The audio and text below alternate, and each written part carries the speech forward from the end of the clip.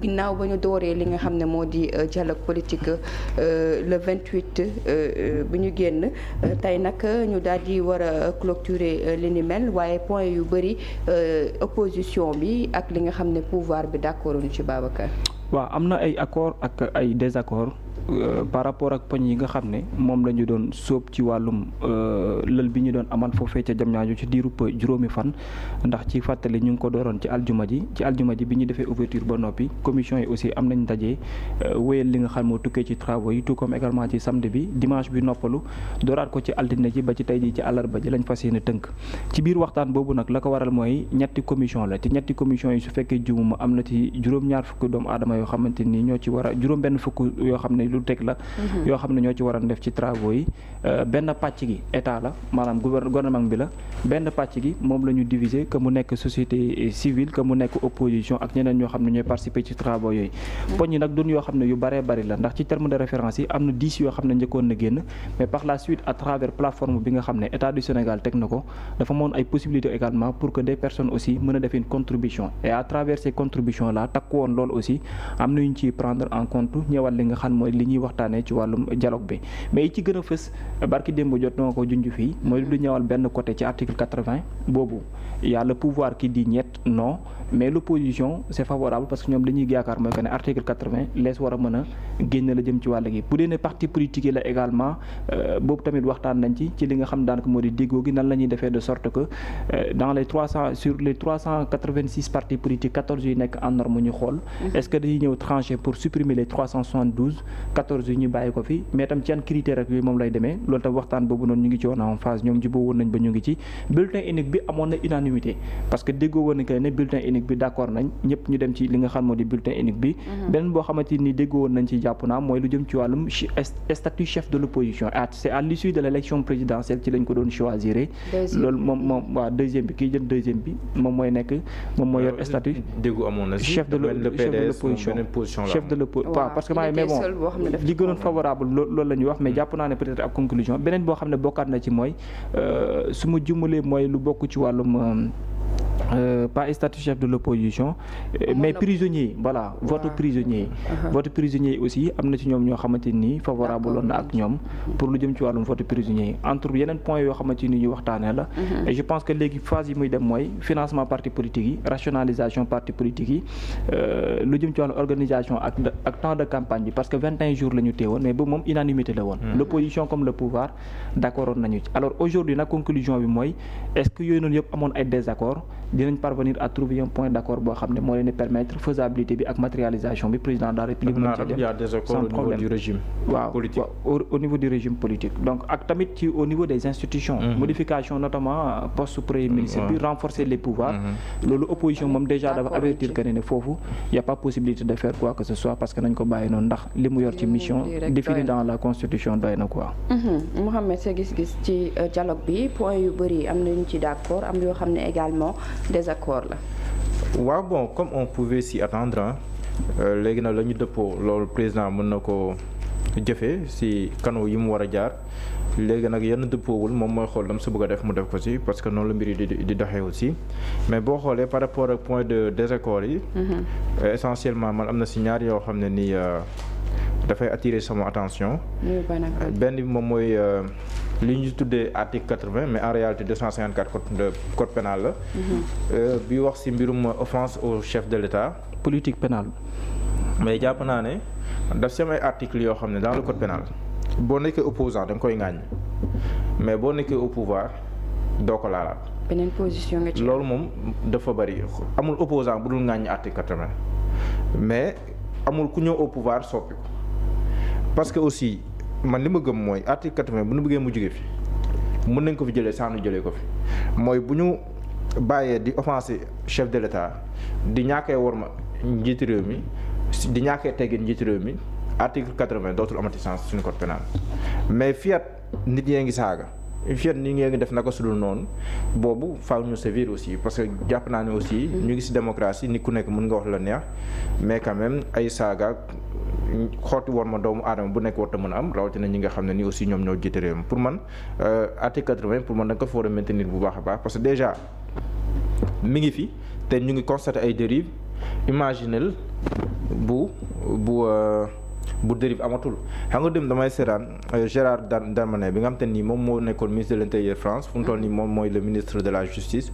muy wax ne que déjà moom bi muy nekk ministre de l'intérieur mi ngi doon suggérer pour que les sanctions contre les casseurs xam nga rek mujj na am ci Paris Saint-Germain bi mu jëlee la Ligue des Champions. am na ci ay xaabaabal yu amoon. mu ne pour que képp ku yàq les sanctions soient durcies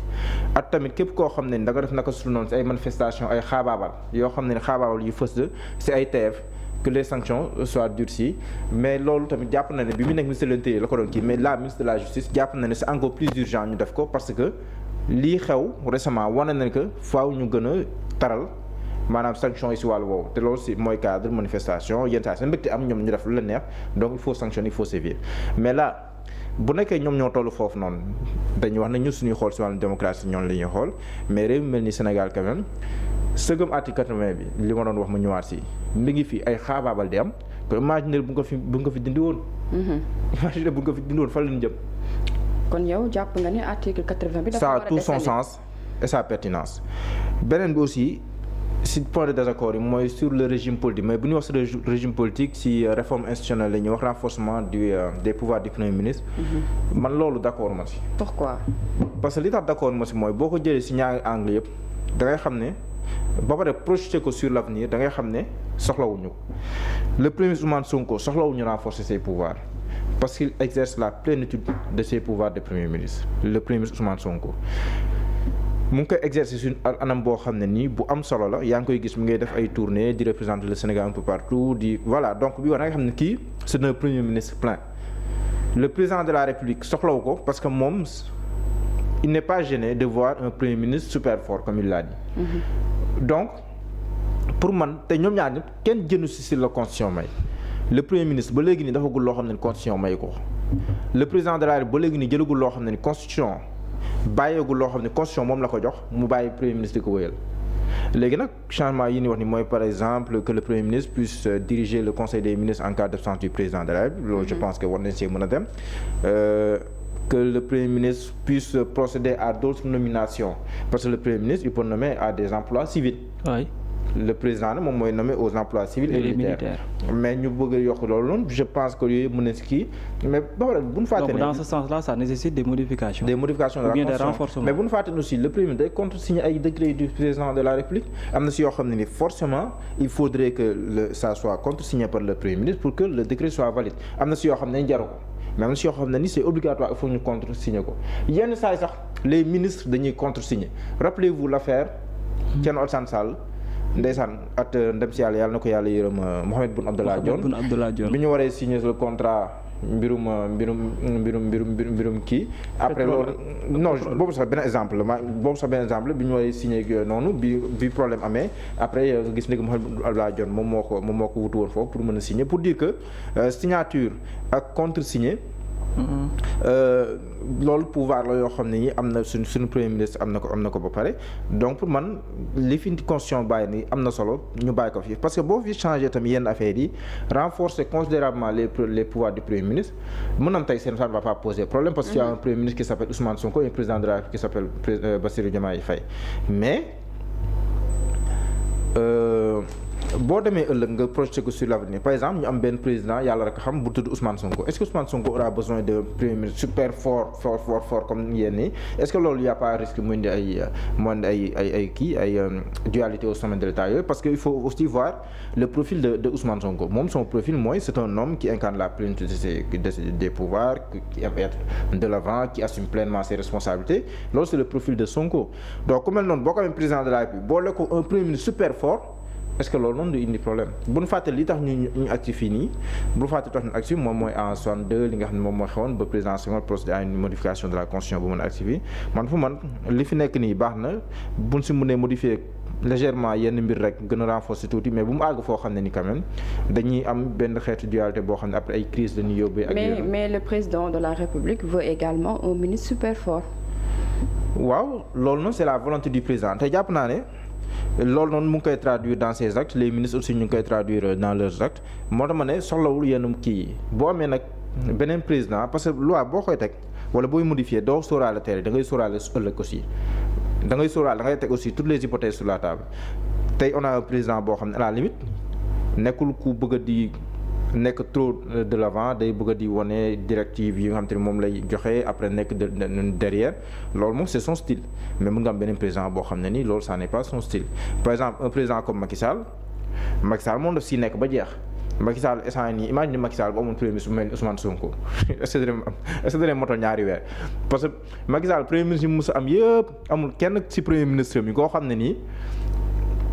am nga taxawaay bi amul. te dem nañ ba benn instant. benn premier ministre supprimé woon. voilà ba mu supprimé ko sax faf beneen premier ministre bi mu gën a yàggal yàlla na ko yàlla mooy Mahammed Boun Abdallah Dionne parce que Mahammed Abdallah Dionne c'est un premier boo xam ne très efficace c'est vrai mais daanul maanaam. maanu woon ci yéen ñi. waaw kay moom voilà fa mu war a yem lay yem et tout mais imagine ku mel ni président Macky Sall boo amee profil président Macky Sall comme président am ku mel ni président Ousmane Sonko ba pare nga renforcer ko ay pouvoir am est-ce que du indi ay jafe-jafe. c'est vrai que le dernier mot appartient. renforcer le pouvoir dans quel sens ak lan la ñu war a mën a renforcer également. justement loolu noonu c'est la grande question bi nga xam te ni moom la ñuy poser am na loo xam ne nii mooy li ma wax sànq mooy le directeur de cabinet adjoint du président de waxoon na ko mooy ñu permettre que le premier ministre muy mën di diriger le conseil des ministres en cas d'absence du président de la république yenn postes itam muy mën di ko nommer ak yeneen mbir yoo xam ne ni war nañ ko mën a dooleel donc je pense que nañ si réfléchir bu baax a baax rek mais ñu sóoraale wala si ëllëg ba nga xam ne ni aussi duñu obligé bu ñu amaatee beneen président suba di obligé di modifier la constitution c'est vrai que le dernier mot appartient au président de la république saa su gisee ne premier ministre bi kat fa mu ko war kiiwu ko mu supprimer ko mais mu kii ko mu limogé ko mais quand même ça peut voilà créer quelque chose au sommet de l'État si loo xam ne ni aussi mën na ñàkk. d'accord dinañ ñëwaat ci kanam ci statut chef de l'opposition bi Babacar. nan nga gisee point yi nga xam ne ñenn ñi d'accord nañ ci ñeneen ñi aussi gis nañ le contraire. damay wax précisément ci benn point boo xam ne ci la Mouhamed tollu woon bu ñëwal statut bu premier ministre au niveau national et surtout ce qui est encadré par lu jëm ci wàllum constitution bi ak na nga xam ne noonu la ko tënkee c'est-à-dire aux yeux des gens benn problème la ñu am mooy quand on parle de modification on voit la personne mais on voit pas les textes et toutes les personnes yi nga xam ne ñu ngi discuter ci terme nañu modifier oui ou non wala nañu renforcer ñoom gisuñu nañ renforcer les textes de wala nañu modifier les textes mais pas de la personne mais nañ renforcer Ousmane Sonko voilà ce qui loolu la ñuy gis mais en vérité les textes également dafa laaj revue dafa laaj renforcement man c'est ce que man loolu laa d'accord parce que man dama gëm ne li nga xam ne moom la constitution jox le premier ministre boo ko liiree bu baax a baax di nga xam ne fii doyo mi ngi fi mais doyo gi mu fi nekk lan moo tax su neexee le président de la république du ko exercer lan moo tax su neexee le président de la république premier ministre mën na ne ci wetam mais li ko war sax as tuut lépp mën na ko jëlaat delloowaat ko boppam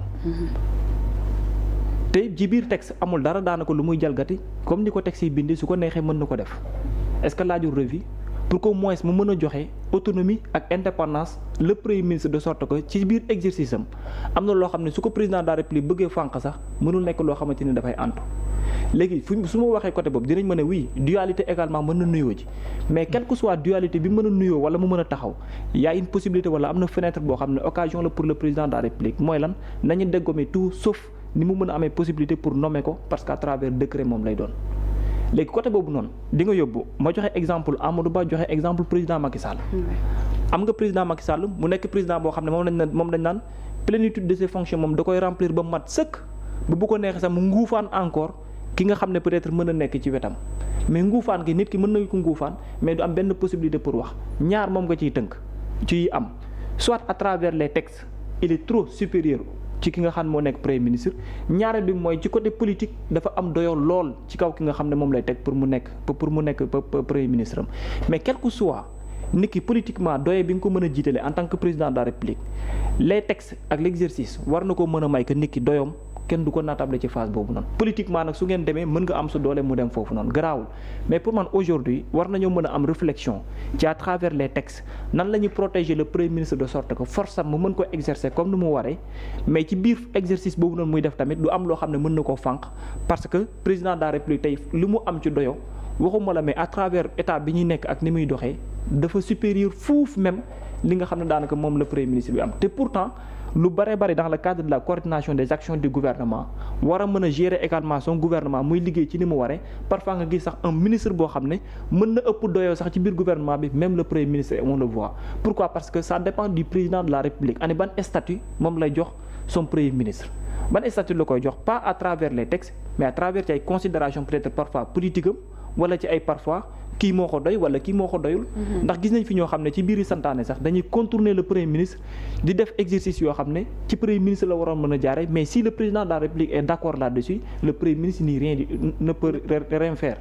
donc kon su boobaa côté boobu noonu est-ce que laajul ñu ne oui nañu bañ a viser les personnes mais on vise les textes et à travers la modification de ces textes dina protéger non seulement le premier ministre mais dina renforcer ses pouvoirs de sorte que li ko yoon may lépp dina ko exercer sans pour autant problème di ci am. parce que pour man côté boobu noonu lu mu gàtt war nañ ci mën a am accord mais nañu bañ a viser une personne parce que si on vise une personne du jour au lendemain bu personne bi changé chaise rek problème dafay taxaw parce que ñu bari crainte boobu tamit ñu am ko mën naa leen ko nangul xam la moo tax quand on vise à renforcer Ousmane Sonko demi Ousmane Sonko soit président de la République la personne qui sera à la place de Ousmane Sonko en tant que premier ministre problème dafay taxaw automatiquement parce que leadership bu Ousmane Sonko dans le sens politique et dans l'exercice même d'une fonction mais mënuloo ko méngale ëllëg ci biir bu nekkee président de la République ak keneen nañ jox exemple Bassirou Diomaye Diakhar Faye lay doon il acceptera d'être un exécutant bien sûr en tant que premier ministre mais à travers les statuts politiques dafay am différence bu mag a mag bu ci taxaw par contre mën nga protéger Bassirou Diomaye Diakhar Faye quel que soit statut politique am de sorte que doye bi ko fonction bi jox dina ko exercer sans pour autant que doole Ousmane Sonko parfois di nguufaan li nga xam ne moom la ko teg si may. donc tu trouves pas nécessaire ñuy yokk. non pas si lu mënul ñàkk la. c'est pour man lu mën a am pour man lu ñu war a def la. lu ñu war a def la mais ça demande une réflexion boo xam ne ci texte la ñu koy basé bañ a viser une personne. man foofu laay waxee. pour man statut premier ministre bi côté boobu noonu war nañ ko mën a xoolaat parce que ci ati fi weesu yëpp mu ngi wax Mahammed Boun Abdallah Dionne oui yàlla na ko yàlla yërëm dégg nga bu baax même président Macky Sall ñu bari témoigné nañ ko mais c'est quelqu'un qui a été très discipliné. ci côté boobu noonu ay affaire kuréel politique rarement nga xaraan dégg et même la disponibilité de la personne à travers lan mooy difficulté sociétale bi nga xam ne amaan na ban présence la daan am xam nga déjà loolu ay nit bu ñu ne gis naa sa premier ministre def na nangam mais ce que tu te dis en tant que politique mooy il faut que je me protège parce que la personne mu ngi exercer rôle boo xamante ni tey ça me protège sur beaucoup de choses boo déggee ñoo premier ministre ñun ci suñu état yi ni muy demee mooy lépp loo xamante ni lu mënul ñàkk la ci président de la république te ministre yi mënuñ ko gérer mais c'est le premier ministre moom moo koy yor parce que moom moo yor la coordination du gouvernement donc pour man foofu aussi laaj na lu mu gàtt pas la personne de Ousmane mais ce qui est des textes ak primature ni muy doxee ñu gën a xoolaat textes yi parce que man soxnaa su li ma gëm mooy que ni lu bari suñu textes yi tey jamono dafa am nu mu évoluer am fu mu dem lu ñu wax ne nañ ko xoolaat buñ ne non nañu xalaat que ne y a eu des évolutions pas waxuma constitution nag heure bu leen neexee ñu téye rek këtëj mais de manière progressive ak systématiquement nan la ñu koy defee parce que textes yi mu ngi fi y a des réalités yuy gën di am monde bi di gën di avancer chaque jour muy laaj des évolutions tout comme également les réflexions à travers ces textes itam ñu mën di ko def tout le temps pour que mu am lu mu apporter au minimum ci exercice ak ci fonction également aussi. article 80 bi même gis-gis nga ci am ak opposition bi. non article 80 mënul la jóg Sénégal te bu fekkee ñenn ñi nanguwuñu changer seen comportement il faut qu'on se dise aussi la vérité wax naa ko fii boobu président Macky Sall moo fi nekkoon fii laa toogoon doon ko wax. Depuis quelques années au Sénégal mën naa wax 20 à 30 ans mais les gens parlent d'un président de la République comme un Babacar Kébé. président Abdoulaye Wade am na fii ñu baal ma ci kàddu gars yi di ko montel ay boppu mbaam ñenn ñi di ko yëkkati ay yenn kàddu yi di ko wax ci ñoom mais façon comportement yooyu nan ngay nekkee dans une société ay nit am ko jëmale ko ci am njiit boo xam ne moom la ñu yaakaar ci lu bari après ngeen bëgg ne as tuut bi am. di ko protéger malgré loolu sax nit ñaa ngi def lu leen neex ñu noonu nañ far sax dindiwaale loolu. mais xanaa loolu mooy ouvrir benn boulevard boo xam ne yow da ngay sacrifier nit ki pour que non seulement waxuma la waaye cër sax te yooyu noonu li ci gën a nekk dangereux xam nga lu tax sax ñu war ko gën a fonk c'est à travers les partis politiques pour ñu bañ a dem ci fayal sa bopp. bis bu ñu ko tëjee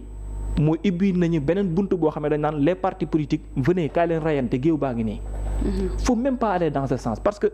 vous vous imaginez quelqu'un boo xam ne dafa am parti politique am ay nit ñoo xam ne dañ ko gëm am fu mu toll ci ñoom.